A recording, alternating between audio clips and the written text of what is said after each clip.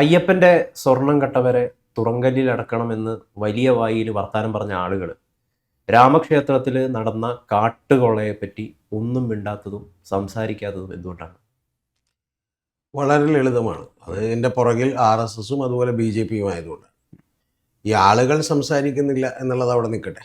നമുക്ക് വളരെ സിമ്പിളായിട്ട് വളരെ ലളിതമായിട്ട് താങ്കൾ പറഞ്ഞു തുടങ്ങിയ കാര്യത്തിൽ നിന്നും തുടങ്ങാം. യഥാർത്ഥത്തിൽ ശബരിമലയിൽ ഒരു സ്വർണ്ണക്കൊള്ള നടന്നു. അതിലൊരു നോട്ടപ്പശക് അല്ലെങ്കിൽ ഒരു സുപ്പീരിയർ ഈ പറഞ്ഞ ലാപ്സസ് ഉണ്ടായി എന്ന് പറഞ്ഞുകൊണ്ടാണ് ദേവസ്വം ബോർഡിൻ്റെ പ്രസിഡൻ്റായിട്ടുള്ള പത്മകുമാർ അടക്കമുള്ള ആളുകൾ അകത്ത് കിടന്നത്. കാരണം അതിനപ്പുറത്തേക്കുള്ള തെളിവുകളൊന്നും ഇപ്പോഴും വന്നിട്ടില്ല. പക്ഷേ എന്നിട്ട് പോലും ഇവിടെ മാധ്യമങ്ങൾ മുഴുവൻ പ്രചരണം കൊടുത്തത് എന്താണ്? ആ പ്രചരണം കൊടുത്തത് സ്വർണം കെട്ടത് ആരപ്പ, സഖാക്കളാണ് അയ്യപ്പ എന്ന് പറഞ്ഞു. എന്ന് പറഞ്ഞാൽ പുള്ളി ആരായിരുന്നു? സഖാവായിരുന്നു. അതിന് തെറ്റില്ല, കുഴപ്പമില്ല, പറഞ്ഞോട്ടെ. പക്ഷേ ഈ വാർത്തയിൽ, ഈ ശബരിമലയുടെ വാർത്തയിൽ ഏറ്റവും ആദ്യമേ തന്നെ കാണുന്ന ഒരു കാര്യം എന്ന് പറയുമ്പോൾ, ഒന്ന് മറ്റേ അയോധ്യയുടെ വാർത്തയിൽ ആദ്യമേ കാണുന്നത് അയോധ്യ സംഭാവന കൊള്ള എന്നാണ്. അത് തന്നെ എനിക്ക് മനസ്സിലാവുന്നില്ല. മറ്റത് ശബരിമല കൊള്ള, ഇത് അയോധ്യ സംഭാവന കൊള്ള. അതെങ്ങനെയാണത്? അപ്പൊ ഇത് അയോധ്യയിലെ കൊള്ള തന്നെയാണ്. അയോധ്യ കൊള്ള എന്ന് മാധ്യമങ്ങൾ എഴുതുന്നില്ല, ഒന്ന്.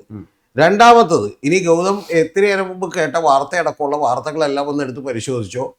VHPയുടെ അഖിലേന്ത്യാ വൈസ് പ്രസിഡന്റ് ഇതിൽ ഇപ്പൊ ഏറ്റവും ഒടുവിൽ അദ്ദേഹത്തിന്റെ ഫോർമർ ആയിട്ടുള്ള നേരത്തെ മുമ്പുണ്ടായിരുന്ന ഡ്രൈവർ അറസ്റ്റ് ചെയ്യപ്പെട്ടതിന്റെ ഭാഗമായി 8 പേർ അറസ്റ്റ് ചെയ്യപ്പെട്ടതിൽ അദ്ദേഹത്തിന്റെ അനുയായികളുണ്ടെന്ന് അറിയുന്നതിന്റെ ഭാഗമായിട്ട് ഇപ്പൊ അദ്ദേഹം രാജിവെച്ചു.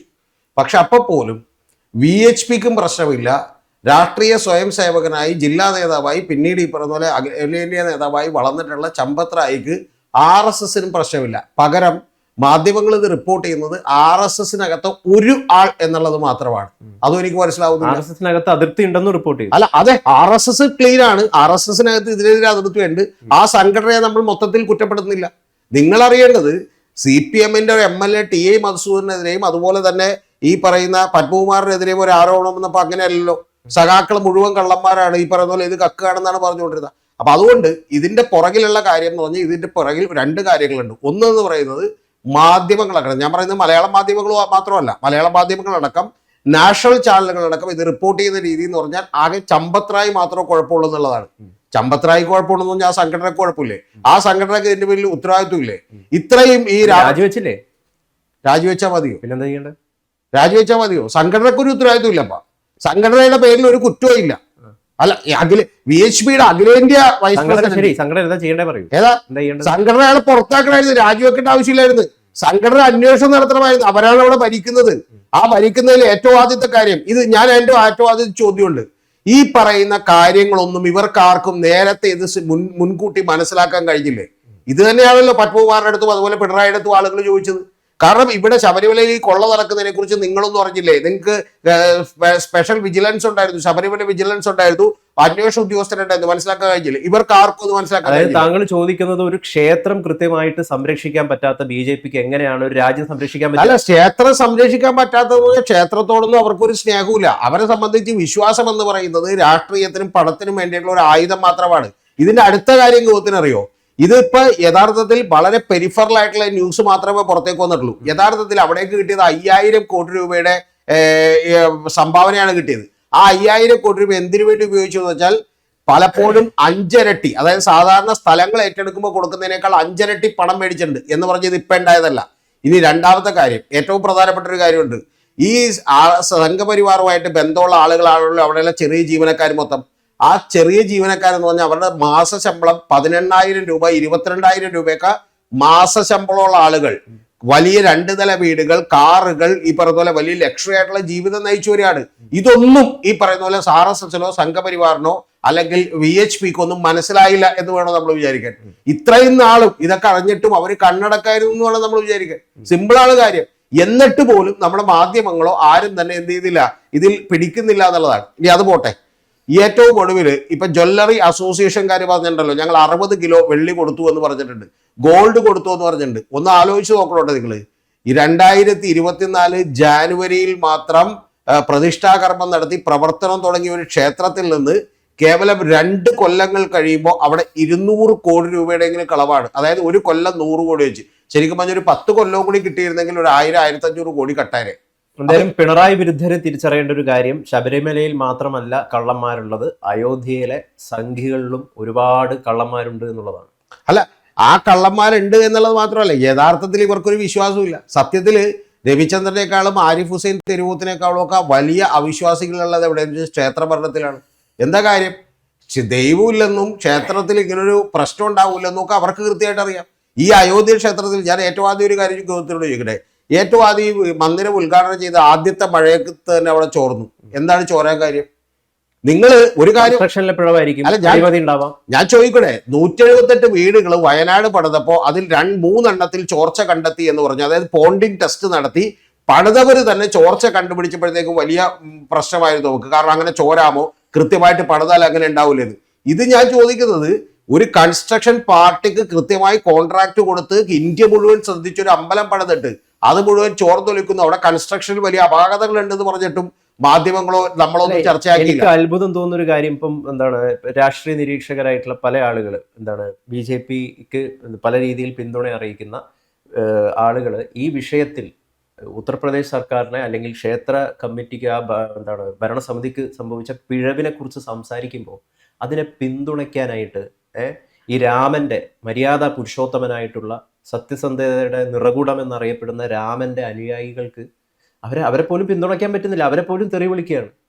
അല്ല, അതാണ് ജനം മനസ്സിലാക്കേണ്ടത്. ഇതെല്ലാം ഇവർക്ക് എന്തുകൊണ്ട് പിന്തുണയില്ലെന്ന് ഗോത്തിന് മനസ്സിലായ, ഇത് കൃത്യമായി അവരുടെ രാഷ്ട്രീയം, അവർക്ക് പണം ഉണ്ടാക്കാനും അവരുടെ രാഷ്ട്രീയത്തിൽ അധികാരം നേടാനുമുള്ള മേൽക്കൈക്കുള്ള കാര്യം പറഞ്ഞുകൊണ്ടിരുന്നപ്പോൾ അവരെ ഉപയോഗിക്കാമെന്ന് വിചാരിച്ച് കൃത്യമായി ജനറേറ്റ് ചെയ്തിട്ടുള്ള പിന്തുണയാണത്.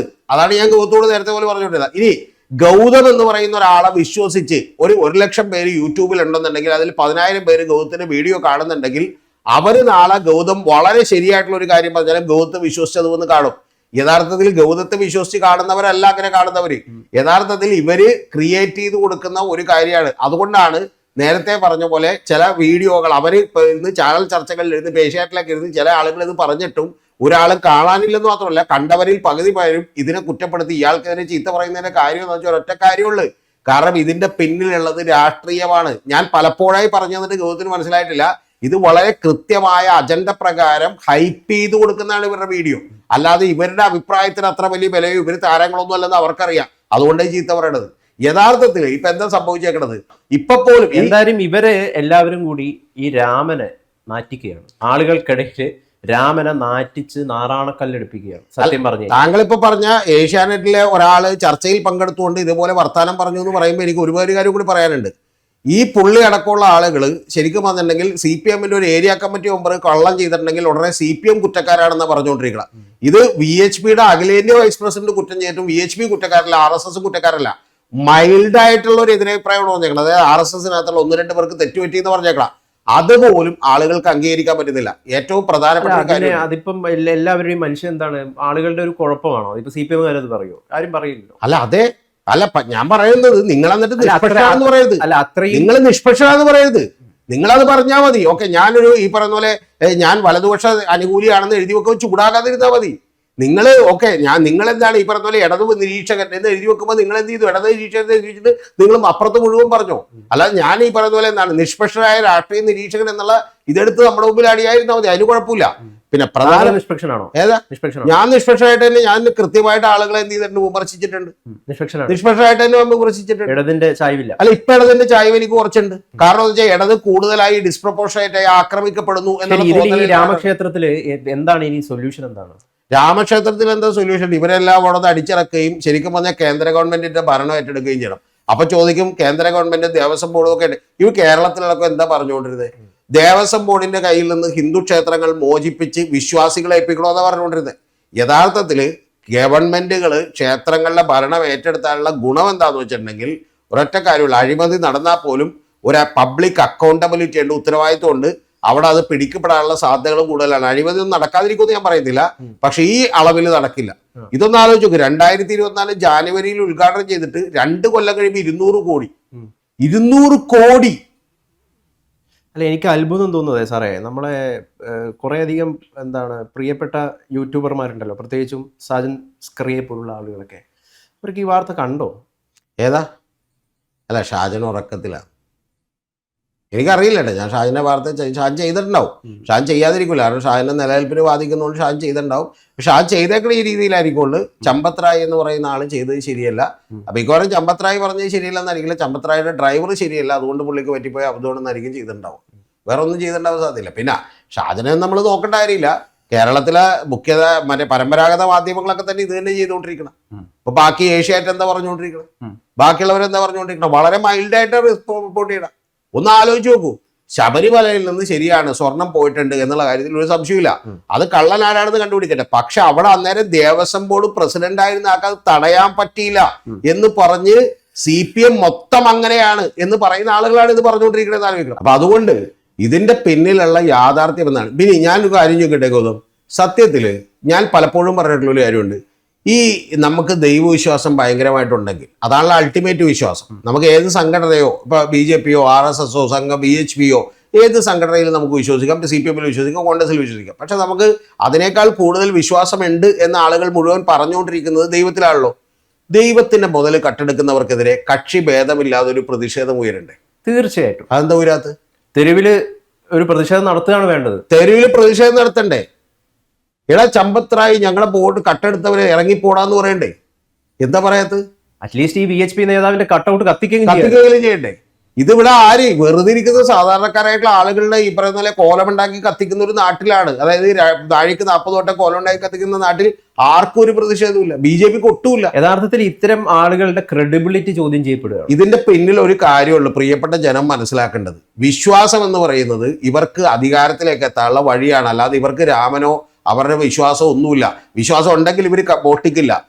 അവിടെയുള്ള എല്ലാ ആളുകളും ഇതിൽ പങ്കാളികളാണെന്ന് ചോദ്യം മനസ്സിലാക്കണം.